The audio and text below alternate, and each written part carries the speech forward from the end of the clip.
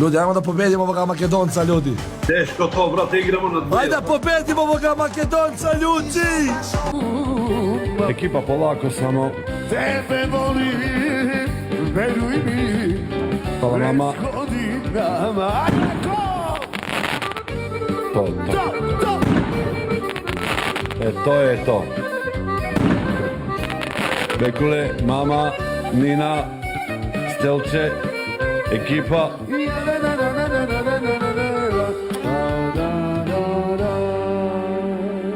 Lepo. Evo ti. Evo ide iz početka. Evo ti iz početka. Evo je. Hvala mama, hvala Nina.